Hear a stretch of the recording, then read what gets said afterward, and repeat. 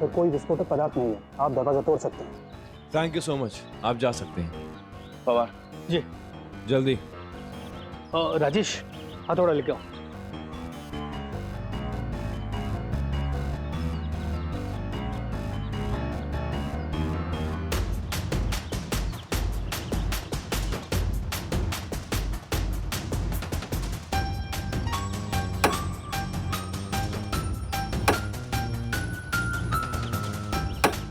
क्या हुआ? सर नहीं खुल रहा है। पीछे वाला ट्राई करो।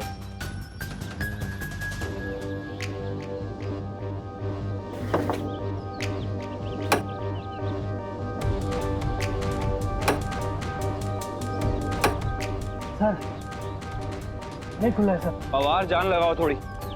ठीक है।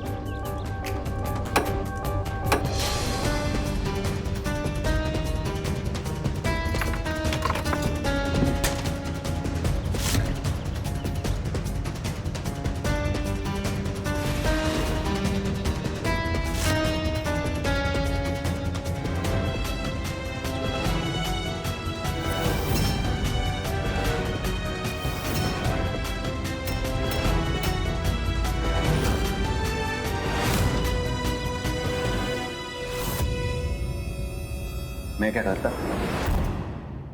मल्हार को गाड़ी खोलने से रोकने के लिए मेरे पास और कोई तरीका नहीं था।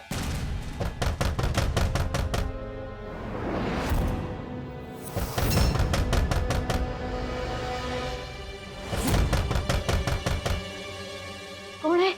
एसबी मैं हूं।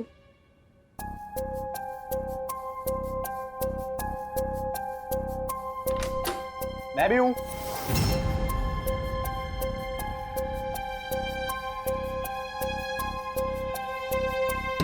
सॉरी, मैंने आप लोगों को डिस्टर्ब तो नहीं किया ना? नहीं वो मामन जी, मैं एक्चुअली आपसे सॉरी कहने आई हूँ। कल घुंघरुओं को लेके जो भी हुआ, देखिए प्लीज प्लीज मुझे माफ कर दीजिए मामन जी। मैं मानती हूँ कि मेरी गलती है और मैं दोबारा ऐसी गलती कभी नहीं दोहराऊंगी। अगर आप मुझे माफ नहीं करेंगे ना तो मल्हार जी मुझसे अच्छे से बात नहीं करेंगे और मैं मल्हार जी को ऐसे दुखी नहीं देख सकती।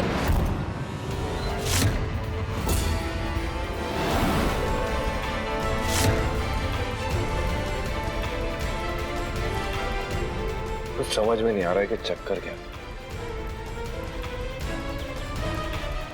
पवार डिक्की भी खोलो। ठीक है सर। हाय, मैं देखता हूँ। फ्रेंड मेरी आई है, आप उनकी बात मानिए। आप फ्रेंड है ना मेरे, उनको माफ कर दीजिए। मान जाओ जल्दी। मेरी आई की बात मान जाओ। आप मान जाओ। अच्छा छोड़ो, उठो। अच्छा छोड़ो। आई मैं समझा रहा हूँ ना। अच्छा जी क्या कर रहे हो तुम? अरे मामन जी को लगेगा मैं तुम्हें ये सब सिखा के लाई हूँ। आई मेरा ओरिजिनल है। चुपचाप खड़े रहो। मामन जी इसकी तरफ से भी आई एम सॉरी। आपको पता है ना वो बच्चा है।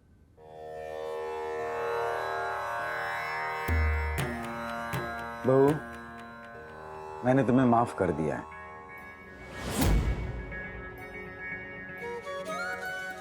अथर्व, तेरे आई को मैंने माफ कर दिया है। हाँ मुझे पता था। मैंने तो भुला तक दिया है उस बात को। Thank you Maman ji, thank you so much. मैं सबसे पहले ना ये बात मल्हार जी को बताती। वो देखना वो बहुत खुश हो जाएंगे। हाँ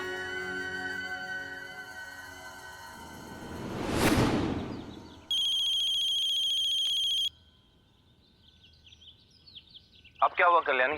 हेलो मल्हार जी। मल्हार जी मुझे ना आपको कुछ बताना है। बताओ।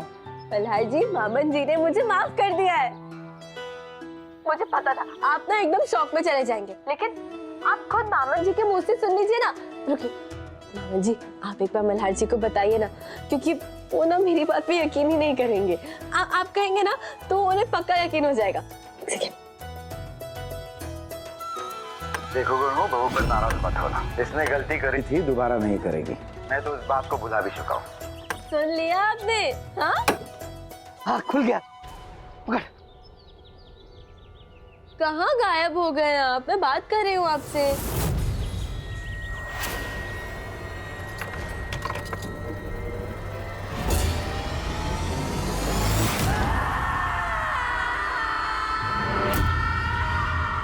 सर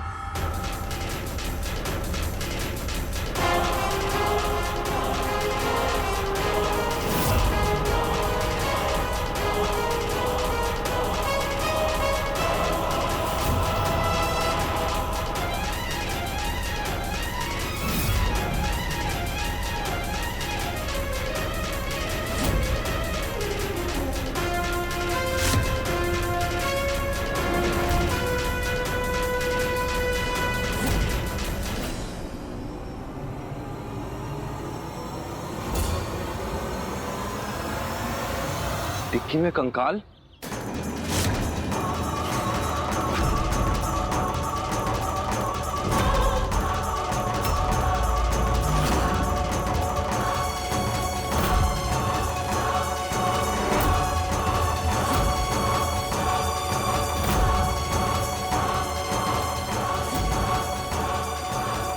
कंकाल मतलब स्केलेटन होता है ना?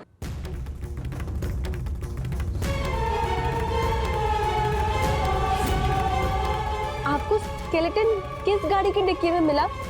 कहीं ये वो गाड़ी तो नहीं है जो आपको तालाब के अंदर मिली थी?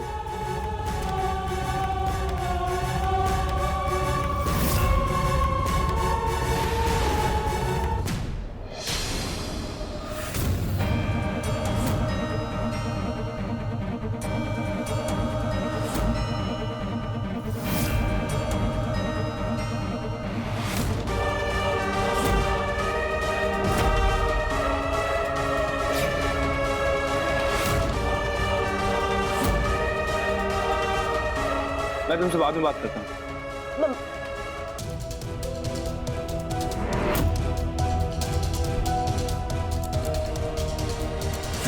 मुझे एक जरूरी काम याद आया, मैं अभी आता हूँ। बाय। लग जाती हूँ उन्हें। पानी लेकर आओ। जल्दी आ।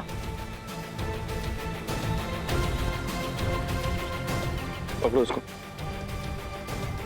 ये उठाओ जरा।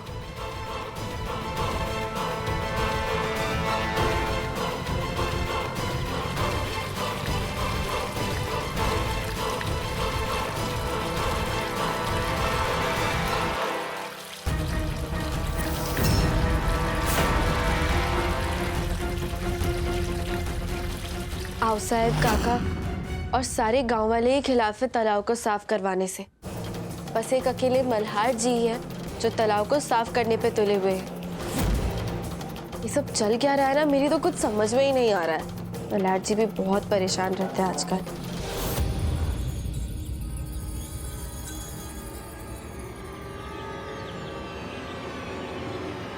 सार्थक जी, उस नंबर के बारे में कुछ पता चला?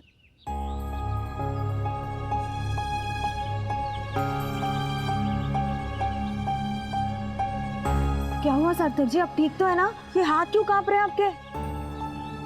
छोड़िए, बीमार नहीं हूं मैं, बिल्कुल ठीक हूं।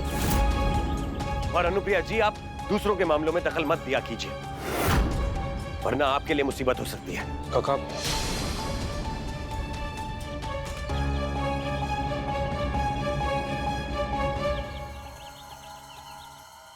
निकले काका, आप ही के घर जा रहे हैं ना? चलिए। हाँ,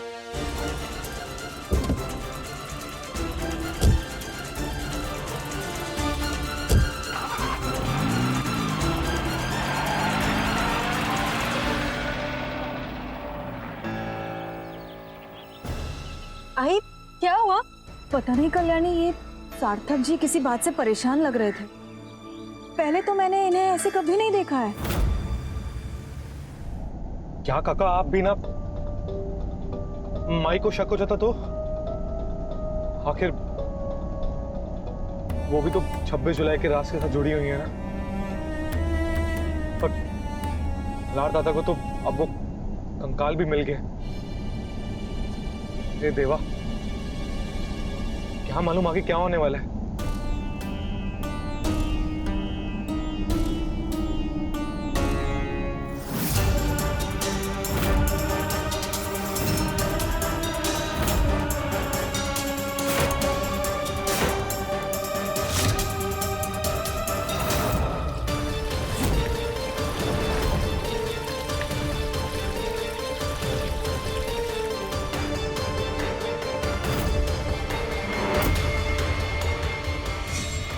बाप रे, अच्छा शायद इसकी वजह से वो परेशान होंगे। बेचारे सार्थक जी, उन्होंने तो सोचा भी नहीं होगा कि उस गाड़ी में से किसी इंसान का कंकाल निकलेगा। वो तो सिर्फ आओ साहब की तरह गांव वालों का साथ दे रहे थे, और मैं भी पागल हूँ, खामखा उन्हें परेशान किए जा रही थी कि उस नंबर के बारे में पता लगाए।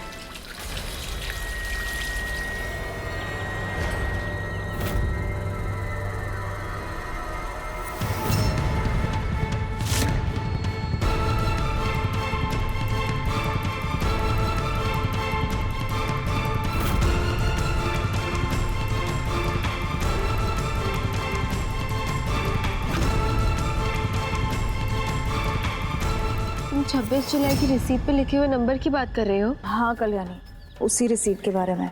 तुम्हारे पास वो नंबर है ना? आई मुझे दो वो नंबर, मैं पता लगाती हूँ उस नंबर के बारे में। फोन तो मेरा अंदर है कल्याणी, चलो अंदर चलते, चलो। क्या हुआ सर?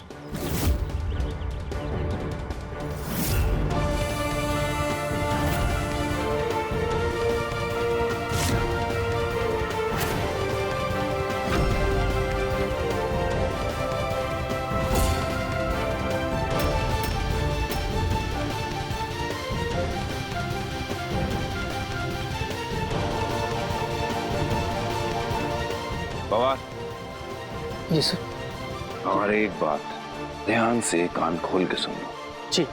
ये बात किसी को पता नहीं चलनी चाहिए कि गाड़ी की डिक्की में से कंकाल निकला है, और खासकर ये बात कि इस औरत ने आओ साहब के यहाँ की साड़ी पहनी हुई थी। ये बात अगर बाहर फैलेगी तो हो सकता है गांव में दहशत फैले। मैं आओ साहब से खुद बात करूंगा, हो सकता है आओ साहब का कोई लेना देना ना हो, लोग वैसे कल्याणी का मायका भी जुड़ा हुआ है। आप चिंता मत कीजिए सर, पूरी टीम से मैं खुद बात करूंगा, ये बात बाहर तक नहीं जाएगी सर।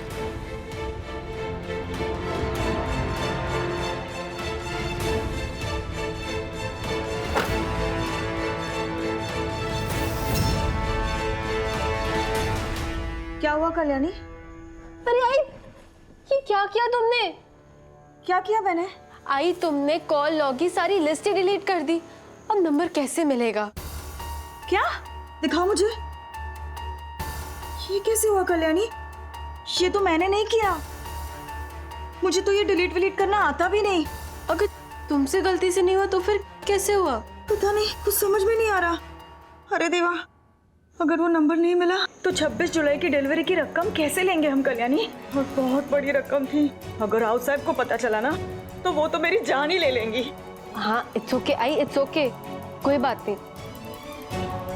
तुम्हारे पास रसीद है ना, तो रसीद पे नंबर होगा, उधर से नंबर वापस मिल जाएगा हमें। नहीं कल्याणी, वो रिसीट तो मैंने सार्थक जी को दी है ना, वो पता करने वाले थे ना वो नंबर किसका है।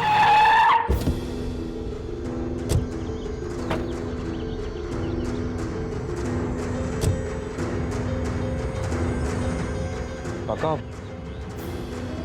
माई को जो उस रसीद पर नंबर मिला था वो आपने मिटा तो दिया ना? कैसी बात कर रहे हो यार?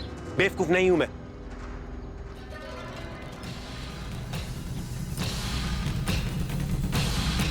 रही बात उस नंबर की, तो उस नंबर के साथ साथ मैंने कॉल लिस्ट भी डिलीट कर दी थी, और जितना मुझे लगता है अब कोई चांस नहीं है कि अनुप्रिया जी उस कंकाल और उस नंबर में कोई संबंध ढूंढ पाएंगी। लेकिन काका, दादा को ये तो पता चल गया कि कंकाल किसका है, तो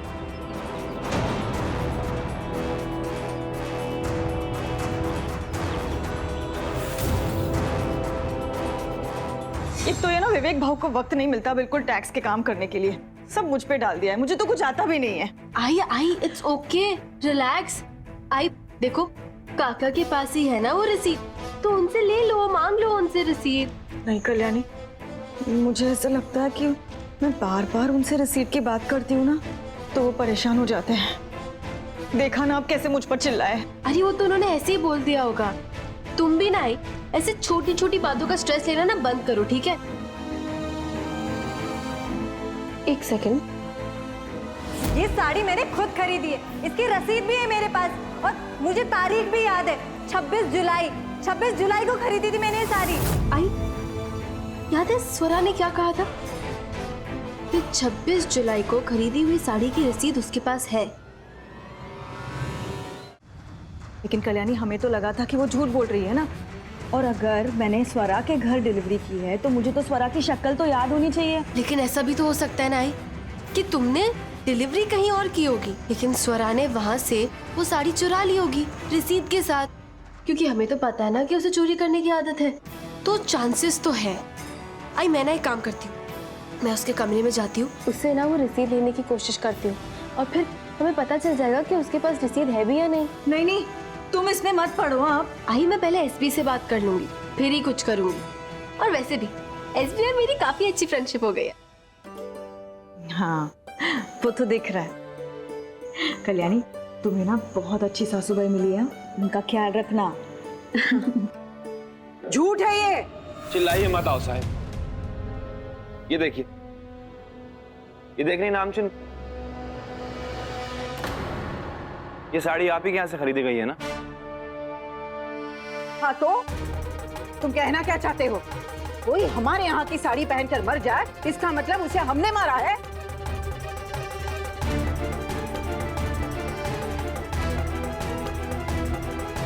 आप गलत समझ रही हैं साहब। मैं आप पे इल्जाम नहीं लगा रहा हूँ, सिर्फ आपको चौकन्ना कर रहा हूँ। ये साड़ी आप ही के यहाँ से खरीदी गई है ना? और फिर आप ही तालाब की सफाई में रोक लगा रही थी, तो जाहिर सी बात है शक आप पे जाएगा ना। आप पर केस भी हो सकता है। कोई भी यही सोचेगा कि आप तालाब की सफाई इसलिए रुकवा रही थी क्योंकि लाश ने जो साड़ी पहन रखी है वो आप ही के यहाँ से खरीदी हुई है।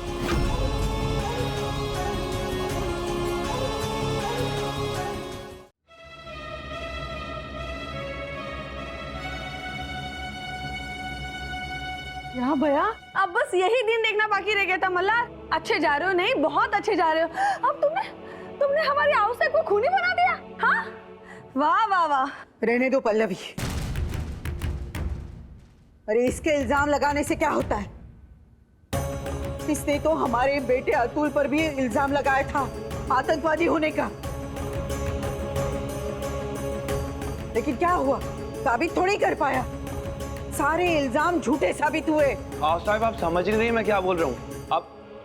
आप मेरी बात समझने की कोशिश कीजिए। मैं आप पे कोई इल्जाम लगाने नहीं आया हूँ। मैं आपसे मदद मांग रहा हूँ, एक पुलिस ऑफिसर के नाते नहीं, आपका दामाद होने के नाते। ये देखिए, बारीकी से जुलाई लिखा हुआ है। इसका मतलब ये साड़ी आपके यहाँ से जुलाई में खरीदी गई थी।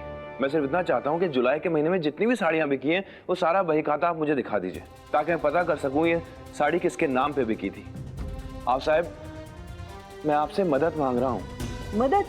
हम क्यों करेंगे तुम्हारी मदद? हम तो खूनी है ना।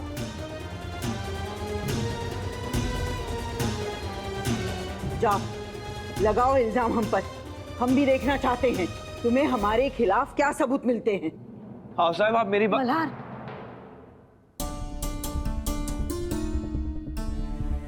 मैं करूंगी तुम्हारी मदद। हाँ मल्हार, जुलाई के महीने में जहाँ भी साड़ी की डिलीवरी हुई है ना, मैं उन सबके नाम और नंबर तुम्हें दे दूंगी। और अगर किसी की रिसीट नहीं भी हो तो याद करने की कोशिश करूंगी। Thank you. और मल्हार जी आप टेंशन मत लीजिए, मैं हूं ना आई के साथ। और वैसे भी टैक्स के रिकॉर्ड रखने के लिए मैं आई की मदद तो करती हूँ। कोई जरूरत नहीं है बहू।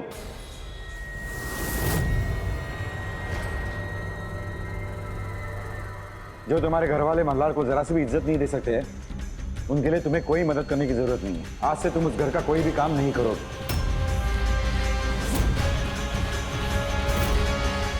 पूर्ण विराम। ये क्या हो रहा है? अब हमारे ही घर में ये बाहर वाले आकर बताएंगे हमारी पोती को कि वो हमारे साथ कैसा बर्ताव करे। आओ साहब जाने दीजिए ना, खामखा बात बढ़ जाएगी। तो बढ़ने दो, हम डरते थोड़े ही हैं। और एसपी आप ही सोचिए ना, आई मेरी मदद के बिना रिकॉर्ड्स कैसे रख पाएगी? बहू। बाबा